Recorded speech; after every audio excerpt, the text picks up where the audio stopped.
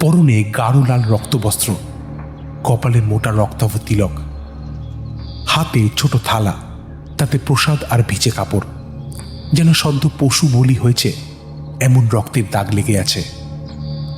তার চোখে এক অদ্ভুত দীপ্তি, মুখে হাসি, কিন্তু সেই করুর হাসি যেন বরফের মতো ঠান্ডা। তিনি ধীরে ধীরে এসে তাদের সামনে দাঁড়ালেন। আহা, সাব ইন্সপেক্টর বাবু যে ভোরবেলায় আমার অতিথি হয়ে এলেন, প্রসাদ গ্রহণ করবেন না? বিক্রম কণ্ঠ শক্ত করে বলল, আপনার পরিচিত অনিন্দ আর রজতবাবু খুন হয়েছেন। অভিযোগ আছে আপনি টাকা দাবি করেছিলেন, আর না দিলে খুনের হুমকি দিয়েছিলেন।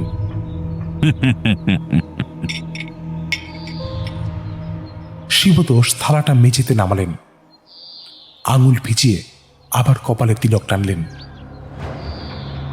চোখ তুলে স্থির দৃষ্টিতে বিক্রমের দিকে তাকালেন। ঠোঁটে একটা চাপা হাসি। ধূপের ধোঁয়ার ভেতর থেকে তার কণ্ঠ যেন আরো ভারী হয়ে বাজল। প্রমাণ ছাড়া অভিযোগ নিছক গল্প। গল্পের পেছনে ছুটে সময় নষ্ট করবেন না, আর ভুল জায়গায় পা রাখলে ক্ষতি হবে। মনে রাখবেন কথাটা।